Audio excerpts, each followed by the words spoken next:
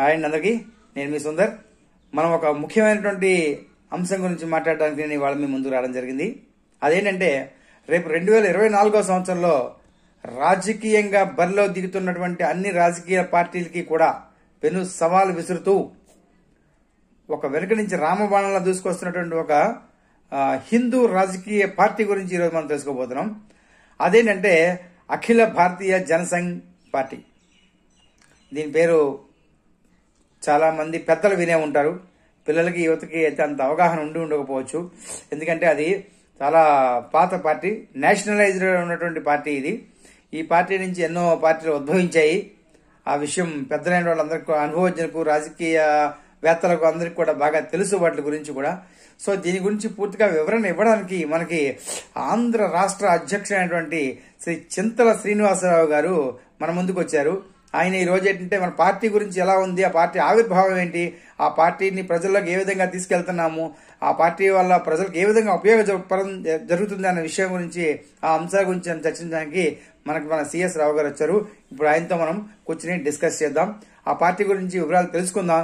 రేపు రాబోయే రోజుల్లో మనము ఏదైతే ఈ జనసంఘ పార్టీ అని అంటున్నారో, హిందువుల పార్టీ అని అంటున్నారో, దాన్ని కూడా మనం బాగా బలపరచడానికి మనవంతు కూడా మనం కృషి చేద్దామనేసి ఆయన మాటల ద్వారా మనం తెలుసుకుందాం. జై శ్రీరామ్. వినండి. నమస్కారం, నేను సిఎస్ రావు, అఖిల భారతీయ జనసంఘ్ ఆంధ్రప్రదేశ్ రాష్ట్ర అధ్యక్షుడు. అఖిల భారతీయ జనసంఘ్ ఒకప్పటి భారతీయ జనసంఘ్ 1951 సంవత్సరంలో ప్రొఫెసర్ శ్యామప్రసాద్ ముఖర్జీ, దీనదయాళ్ ఉపాధ్యాయ్, బాలరాజ్ మధోక్ గారు లాంటి మేధావుల చేత స్థాపించబడి నడిపించబడినటువంటి భారతీయ జనసంఘ్ 1951 నుంచి 71 వరకు కూడా లోక్సభలో తన ప్రాతినిధ్యాన్ని చాటుతూ వచ్చింది.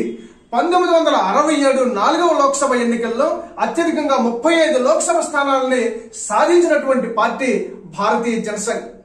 అయితే అప్పుడున్నటువంటి కాంగ్రెస్ పరిపాలనలో హిందూవాదం యొక్క అణచివేత చాలా స్పష్టంగా కనిపించింది మన నాయకులకి. కనుక దాన్ని ఎట్టి పరిస్థితుల్లో జరగనివ్వకూడదు.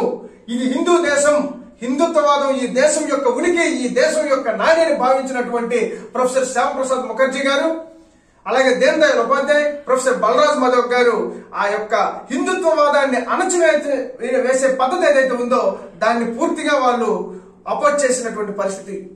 అయితే ఆ నేపథ్యంలో కాశ్మీర్ ఓ పక్క భగ్గుమనేటటువంటి పరిస్థితులు ఆ రోజు దేశాన్ని కలిచివేసేశాయి. కాశ్మీర్ అల్లర్లతో దేశం దద్దరిల్లిపోతా ఉంది. నెహ్రూ యొక్క విధానాలు పూర్తిగా వీళ్ళకి పట్టల.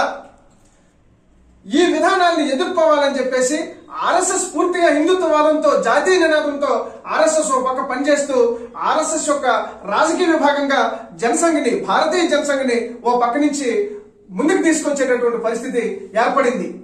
అలాంటి కాశ్మీర్ అల్లర్ల నేపథ్యంలో కాశ్మీర్తో సయోధ్య కుదర్చడం కోసం, కాశ్మీర్ అల్లర్ని పరిష్కరించడం కోసం నెహ్రూ యొక్క విధానాలు నచ్చని పరిస్థితుల్లో శ్యామప్రసాద్ ముఖర్జీ గారు కాశ్మీర్లోకి వెళ్లాల్సినటువంటి అవసరం వచ్చింది. 1953 సంవత్సరంలో కాశ్మీర్లో ప్రవేశించినంత సులభమైన విధం కాదు.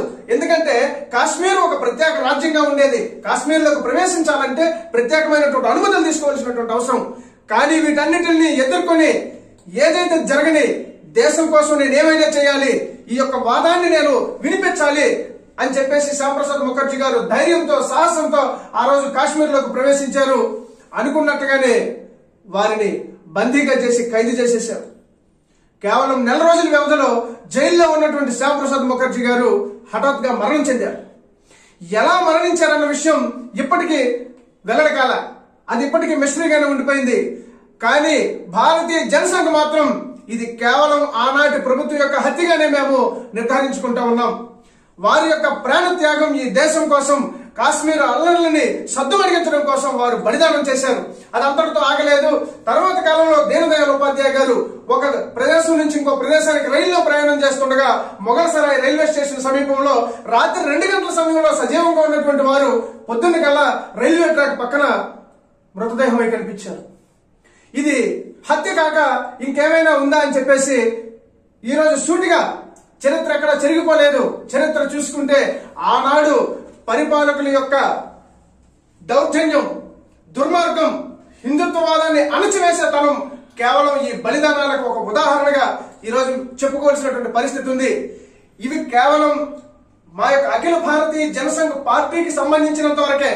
ఇవి కాకుండానే హిందుత్వవాదాన్ని అణచివేయడం కోసం, భారతీయతను తొక్కివేయడం కోసం ఈ దేశ సంస్కృతి, సనాతన ధర్మం, సాంప్రదాయాల్ని, ఆచార వ్యవహారాల్ని, కట్టుబాట్లని, విధానాలని అణచివేసేటటువంటి ప్రయత్నం కుట్రపూరితంగా ఎప్పటి నుంచి కాదు, ఎన్నో దశాబ్దాల ముందు నుంచే జరుగుతా ఉంది. ఇది చాలా స్పష్టంగా మనం అందరం కూడా తెలుసుకోవచ్చు.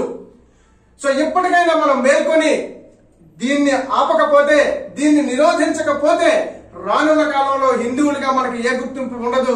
అలాగే ఈ దేశంలో హిందుత్వవాదం పూర్తిగా నశించిపోయేటటువంటి ప్రమాదం ఉందని చెప్పేసి ఈ సందర్భంగా మీ అందరికీ తెలియజేస్తా ఉన్నా. ఈ నేపథ్యంలో అఖిల భారతీయ జనసంఘ్ 1980లో బాలరాజు మాధవ్ గారి ఆధ్వర్యంలో మళ్లీ పునర్నిర్మాణం జరిగి ఈ దేశంలో హిందుత్వవాదం సజీవంగా ఉండాలి. ఇది హిందూ దేశం, హిందుత్వం నాడితో ఉన్నటువంటి ఈ దేశాన్ని ఎవరు కూడా దాన్ని కదిపేటటువంటి పరిస్థితి మేము ఇవ్వమని చెప్పేసి వారు మళ్ళా 1980లో అఖిల భారతీయ జనసంఘ దీన్ని పునఃస్థాపితం చేసి ఆనాటి నుండి దేశంలో అనేక రాష్ట్రాల్లో తన ఉనికిని కాపాడుకుంటూ అఖిల భారతీయ జనసంఘ్ అనేక ఎన్నికల్లో తన యొక్క ప్రాతినిధ్యాన్ని ఇస్తూ వస్తూ ఉంది. అయితే సరైనటువంటి మెజారిటీ రాని కారణం చేత మనకందరికీ ఒకవేళ తెలియకపోయినప్పటికీ కూడా భారతీయ జనసంఘ్ సజీవంగా ఇప్పటికీ ఉంది. ఈ నేపథ్యంలోనే రానున్న 24 ఎన్నికల్లో ఆంధ్ర రాష్ట్రంలో అన్ని అసెంబ్లీ స్థానాల్లో, అన్ని పార్లమెంటు స్థానాల్లో కూడా అభ్యర్థులను నిలబెట్టి హిందువులుగా మనమంతా ఒక్కటవ్వాలి. ఈ రోజు మనం అనేక రుగ్మతలతో కొట్టుకు చచ్చేటటువంటి పరిస్థితి, కుల రాజకీయాలకు ప్రాతినిధ్యం ఎక్కువైపోయింది. ఈ దేశం కోసం, ఈ ధర్మం కోసం నిలబడే పరిస్థితి లేకుండా ఒక కులం కోసం, ఒక వర్గం కోసం కొట్టుకునేటటువంటి పరిస్థితి. దీనివల్ల అనేక రకాలైనటువంటి సమస్యలతో మనం కొట్టుమాట్లాడుతూ ఉన్నాం. కానీ ఎవరు కూడా సరైనటువంటి పట్టించుకునే నాదులు లేనటువంటి పరిస్థితి సమాజంలో ఉంది. దీనంతటికీ కారణం మనం హిందువులుగా విడిపోయాం. మన దేశం కోసం, మన ధర్మం కోసం నిలబడేటటువంటి పరిస్థితి ఎవరి దగ్గర లేదు. కనుక ఇది ఒక పిలుపుగా, భారతీయ జనసంఘ తరఫు నుంచి ఇది ఒక పిలుపుగా యావత్ ఆంధ్ర ప్రజానికానికి కూడాను శిరస్సు వంచి నమస్కరిస్తూ నా యొక్క విజ్ఞప్తి ఏంటంటే, రానున్న ఎన్నికల్లో హిందువులుగా మనమంతా ఒకటవుదాం. మన దేశం కోసం, మన ధర్మం కోసం మనమే నిలబడదాం. ఈ రోజు వర్గాల వారీగా, కులాల వారీగా మనం కొట్టుకు చచ్చి వ్యవస్థ అధికారం ఎవరు చేతిలో పెట్టి మనం బానిసలుగా బ్రతికేటటువంటి పరిస్థితి ఈ రోజు ఉంది. హిందూ దేవాలయాలు ఏనాడో పూర్వీకుల నుంచి హిందుత్వం, సనాతన ధర్మం ఈ దేశంలో సజీవంగా ఉండాలని చెప్పి నిర్మించబడినటువంటి దేవాలయాలు ఈ రోజు టికెట్లు అని చెప్పేసి, అర్చనని చెప్పేసి, పూజలని చెప్పేసి, అభిషేకాలని చెప్పేసి హిందువుల యొక్క సొత్తును దోచుకుంటూ నచ్చిన వాళ్ళకి కట్టుబెడుతుంటే అడిగేటటువంటి పరిస్థితి మన దగ్గర ఉందా అని చెప్పి నేను అడుగుతా ఉన్నా. నా ప్రియమైనటువంటి ఆంధ్ర రాష్ట్ర ప్రజలారా, మీ అందరికీ కూడా పేరు పేరున శిరస్సు ఉంచి నమస్కరించి నా యొక్క విజ్ఞప్తి, రానున్న ఎన్నికల్లో అఖిల భారతీయ జనసంఘ్ అన్ని స్థానాల్లో అభ్యర్థులు నిలబెట్టి ఈ రాజకీయ ప్రాతినిధ్యం కోసం మీ ముందుకు వస్తుంది. దయచేసి అందరూ కూడా ఆదరించి మన యొక్క జాతీయ తత్వాన్ని, జాతీయవాదాన్ని, హిందుత్వవాదాన్ని నిలబెట్టుకోవాలని చెప్పేసి అందరికీ మనవి చేసుకుంటూ జై హింద్. థ్యాంక్ యూ అండి శ్రీనివాసరావు గారు. రేపు జరగబోయే ఎన్నికల్లో మీ పార్టీ కూడా మంచి బలోపేతం అయ్యి ఘన విజయం సాధించాలని మా ఆంధ్ర రాష్ట్ర ప్రజల తరపున, హిందూ బంధువుల తరపున మేము కూడా కోరుకుంటున్నాం సార్. జై హింద్, జై Shriram. Thank you for watching. Share and subscribe.